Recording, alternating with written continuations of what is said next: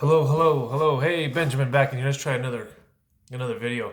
I got these new lights to try to do these some of these videos here, and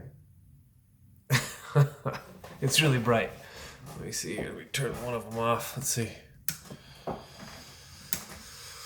Not much better. Anyway, let's try that.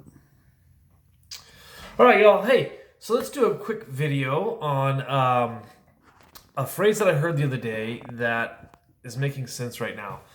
The term, maybe you've heard it. So you've heard the term FOMO, right? The fear of missing out, right? You heard this, and I heard one the other day that makes a lot of sense right now, and it's the JOMO, right? You've heard this JOMO, the joy of missing out, the joy of missing out. Boy, these lights look really bad, don't they? I don't know. It's the best I can do. The joy of missing out. The joy of missing out. So, I was. Two things here in this video: the joy of missing out and paying penance. Paying penance for for your sins, right? The joy of missing out and paying penance for your wrongdoings or your shortcomings in your sinful nature. So, and I'll get back to that. I was hired. I was hired to do a job, a really good job, something that I am familiar with, something I've done before, and fits me really well. I would have been a good fit for this job. I was hired. I had to go through a ton of paperwork and background checks, and I had to sit down with a therapist for like 2 hours and talk about my childhood, all kinds of stuff. It's a pretty hard to get job.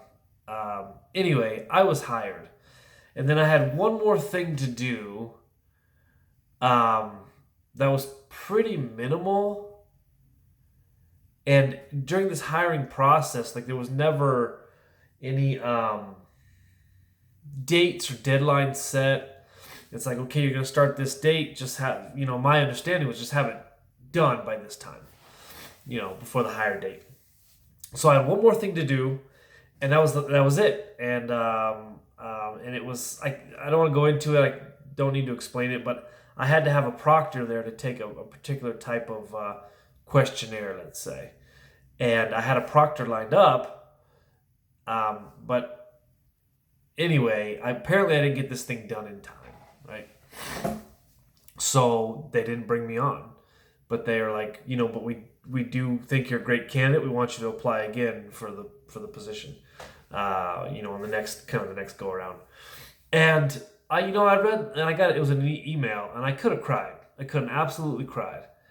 And I was so mad. I was so upset. I worked hard to get it. It's something I'm familiar with. I'm good at it, and I was ready to go. I put in my 2 weeks notice at my other job. I was already, my last day was already set. I was ready to go. And then I get this email, and going back with this employer that was going to employ me, back and forth. It's like, look, I had this thing set up. It was ready. Anyway, you get it. I never saw any deadlines or anything. I was doing what you guys told me to do. And, please apply again for the position. You get it. Very disheartening. Very, very, very upsetting. More sad than anything. And I had to think about it for a few days. And it's like, okay, chalk it up. Miscommunication. I mean, I think that's the majority of most things that don't go right in our lives is miscommunication. Anyway, and I was really upset and hurt by my own doing, not knowing, for a few days. I was really I really didn't like it. But, I had to arrange for a babysitter for my son, and his mom was going to keep him some extra time. Some of my family was going to keep him extra time, which are all good things. But I would have likely had to have given up time with my son. My son doesn't have a sitter when he's with me. He's never had a sitter. And I mean, it's unrealistic to think that he'll not never have a sitter, you know.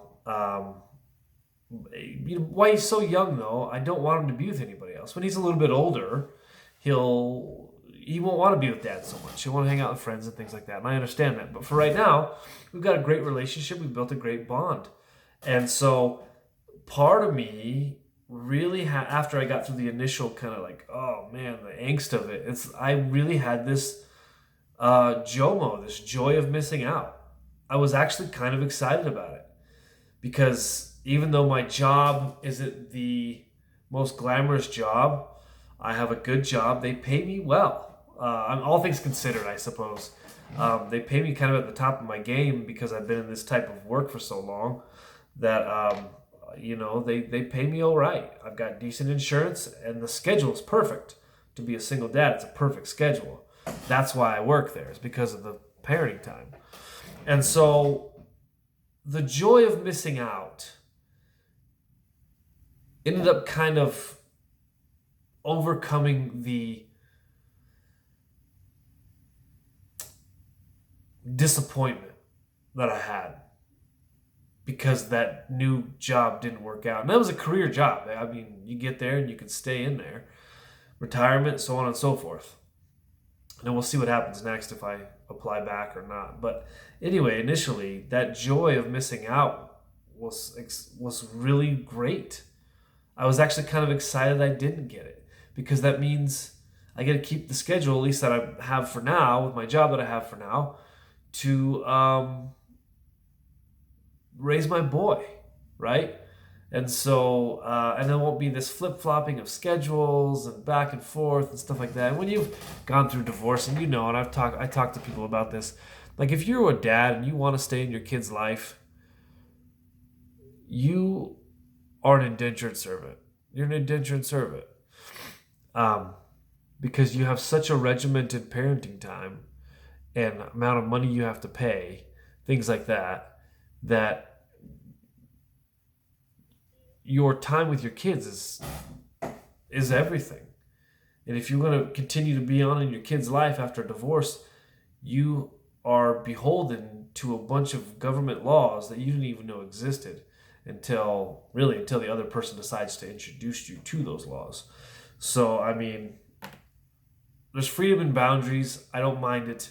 It's a great thing that I get to be a father. But I can only be a dad on certain days.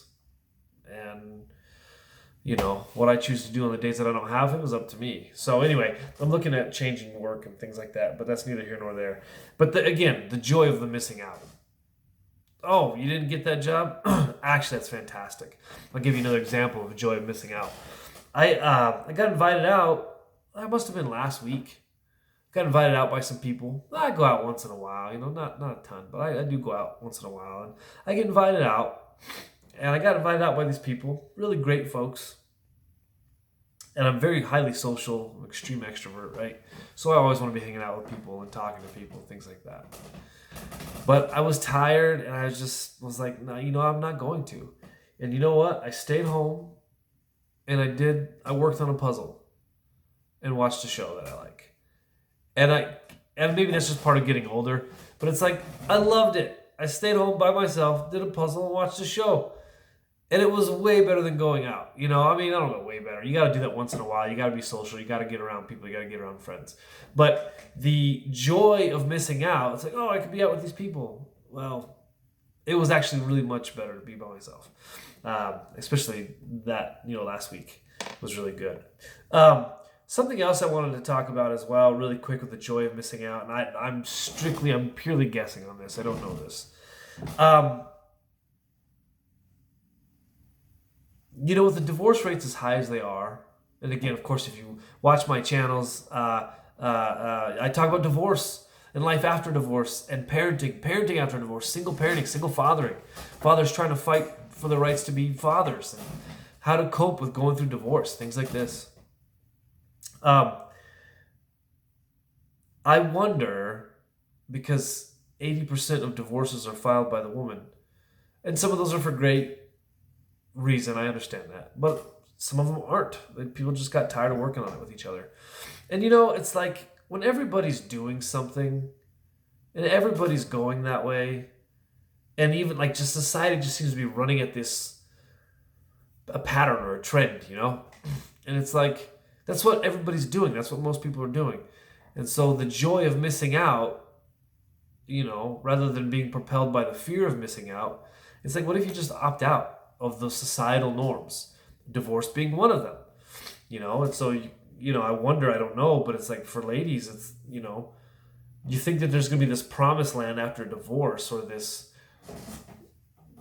grass is greener on the other side. And maybe it is. Maybe for a lot of people it is, and it's probably better for you. That might be true. But, maybe I wonder if it could be a joy of missing out. We see all your friends getting divorces, all these single friends. That's one thing that I've talked to a lot of guys about, and I've noticed as well in my previous past, is like once your spouse starts hanging out with other single women, and like single moms in particular, there's a trend. And I didn't understand it. And then it's like, bam, all of a sudden your spouse is a single mother. And they chose that. I'm not saying that's what happened to me or my situation, my ex or anything. I'm not saying that. But I'm saying there's a trend and a pattern in that happening. And you know what? It's like, ladies, maybe there's a trend of, could there be a joy of missing out on divorce? What if you stayed married? What if it could get better? What if your marriage could be better than it ever was? Would you do it? Would it be worth it? Anyway, that's just a thought. The joy of missing out. But this brings me to my point, and I'm going to make this fast. I'm trying to keep these videos short. Thinking about Abraham in the Bible, right? Hang with me. Abraham in the Bible, he has a pleasing attitude to the Lord, to God, right? And God tells him, look, even at his old age, he's an old man, I'm going to make you the father of all these nations, And he's like, God, if I'm pleasing to you, then why don't I have an heir to my own name? Why can't my own genetics carry on? And God's like, no, your genetics can carry on. I'm going to give you a son, right? And it says that God believed him. Abraham believed God. And it's like, okay, I believe you. And it says it was credited to Abraham as righteousness. Now, in the ancient Near East, the Fertile Crescent, what do they call it? The basket of civilization, the ancient Near East. If men were going to strike up a deal, there's two men. They're working something. They're trying to figure a problem out, or they're trying to strike up a bargain, or there are trying to do honest business practices, something like this, or familial issues. The men, what they would do is if they were poor, they would just get an animal that they could, something small, maybe a small a goat or a lamb, something like this. Or if they had wealth or resources, they could slaughter a whole cow, right? And what they would do is whoever's striking up the deal, what they would do is they would slaughter an animal or animals. They'd cut them in half, put one half of the animal on one side, one half the other on the other side, and then they would strike up this deal. Here's the terms of the agreement we're trying to reach, or the business deal, or the problem we're trying to solve. And the two men would walk between the carcasses of the animals, and the man would say something like referring to the dead animals, the slaughtered animals. He would say something along the lines of, this much and more to me also if I don't fulfill my end of this bargain. This much to me, again, pointing at the dead animals. May this happen to me, like these dead animals are, and worse if I don't fulfill my end of the deal. And so they're really striking a hard bargain. This is an honor-based system, right? I did a video shortly on that, honor-based versus shame-based societies. Most cultures still are honor-based. The West, the U.S. particular, is shame-based. But in the ancient Near East, as with much of the world still is. It's an honor-based system. Everything's honor-based. Are you bringing shame or honor to your family, to your ancestors, to your name, your children, so on and so forth? So this is an honor system. Split the carcasses in half, and the men would walk down the middle of the carcasses together, and then they would say, may this happen to me and more if I don't fulfill my end of the bargain, right? So when we read in Genesis that God is saying, I'm going to give you an heir, and not only am I going to give you a son, you're going to have more children. And he says, step outside, look up at the stars. This is going to be the number of your offspring. And Abraham was like, okay, right? So, hold on here. So, when God brings these animals, right, and they have the animals slaughtered, and then it says God puts Abraham in this sleep, but God says, essentially what God is doing is he's striking this deal. May this happen to me if you don't get this bargain I'm telling you, this deal, if I don't fulfill my end of the bargain, let's say. He just said, Abraham, step outside, look up, count these stars. These are the amount of children that you're going to have. And then the carcass happens, and essentially what God is saying there is like, I'm going to fulfill what I just told you. And if I don't, may this happen to me, right? Now, fast forward, right? This is Old Testament, and there's so much that goes on in there, right? But this is what the death, the burial, and then later the resurrection is about. God's saying to Abraham, this is going to be your name. This is going to be your family line. This is going to be, I'm going to birth a people out of you, right? And then God dies for the bargain. God dies for the deal. And what's interesting is God fulfilled the deal. And there's so much history into that. But God completely shouldered the responsibility of the deal. Right? Does it make sense? And so he totally fulfilled the promise that he gave to Abraham.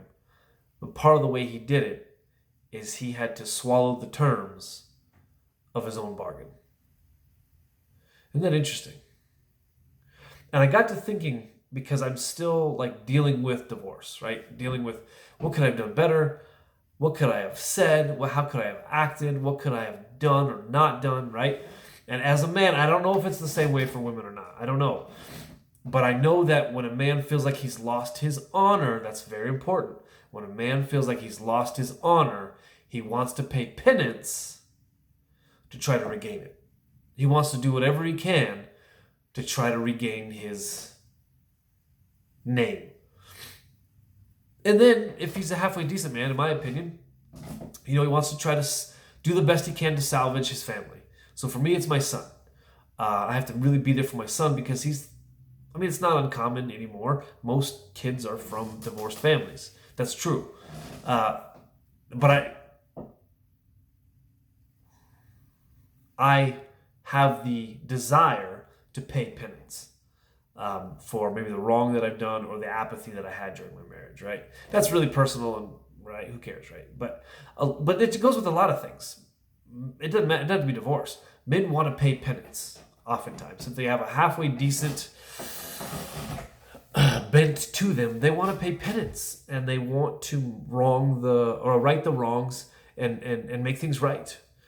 And I think what's really interesting in Scripture there is that as a man, maybe it's people, maybe women want to do this too. I don't know.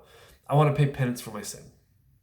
I want to shoulder the burden, shoulder the responsibility, and some of that you have to pay penance in some ways to make amends for the wrongs that you've done or the apathy that you've had, whatever. You have to do that sometimes. What's interesting about God is in your sin, in your wrongdoing, in your shortcomings, To some degree, God will let you pay penance. In fact, you kind of have to for the wrongs that you've done. There's still consequences to the wrongdoing. It doesn't mean it washes your soul clean. Although as a man, you feel like it might. Man, if I can pay a right amount of penance, then I can pay off my debt and be squared. Right? Now, when it comes to like the soul cleansing work of God, we don't pay penance for that. We cannot. It's not possible. Now, we may have to self-correct after we do things or don't do things, let's say, and get ourselves back on the right path, the narrow path, the straight path, the good path, a righteous path, let's say. We have to will to do that. We have to will to want to do that. But when it comes to cleansing the soul, we can't pay penance for that. It's not our job. We can't do it. And I find that's very interesting in Scripture, that the bargain is struck, and then later the bargain is paid by God, by himself. And then the resurrection, what's amazing about that is that God, I don't know the best way to say this, God resurrects, brings back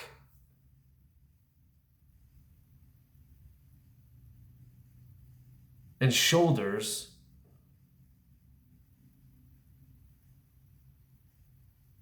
all of humanity's desire for penance and trying to pay off your soul, so to speak. You try to pay off your own soul to make yourself feel righteous again, whatever that is, if that's making any sense. And so I just find that amazing that I do, as a man, want so bad to pay penance for my wrongdoing or my shortcomings. And I can never hit that mark. It's not an option for me. But what I can have is the joy of missing out on having to pay penance. The joy of missing out on having to pay penance for my sin. I can't do it. And I sin a lot. Because the deal's already been struck. And God already shouldered the terms of the bargain of a clean soul. God's already met that in Jesus. And as much as I want to pay penance and I want to right the wrongs, there aren't enough lifetimes to do that. I can't cleanse my own soul, even though at times I feel like I can pay penance to cleanse myself. That soul cleansing work that God does, the only real approach that I can have to it is the joy of missing out. The joy of missing out. There are not enough lifetimes to pay penance for that. There aren't enough deeds I can do to pay penance for that.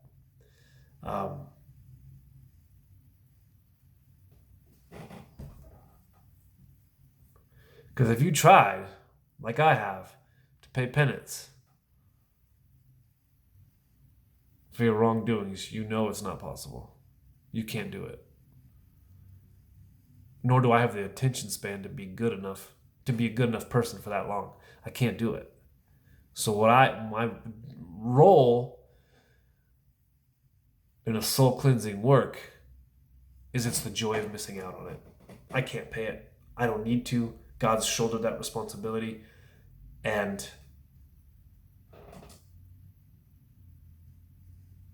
it frames it right for you.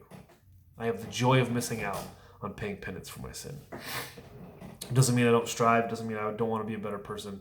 It doesn't mean I don't want to correct well. Of course you do. You have to. But I have the joy of missing out on paying penance for my sins. God already shouldered it, right? Does that make sense? Anyway, so what are some things, just something to think about for you guys. What are some things that you have the joy of missing out on? Was it a job? Was it a relationship? the joy of missing out on something you could have went and done, and then you're really glad you didn't do it. It's actually a really great way to phrase some things.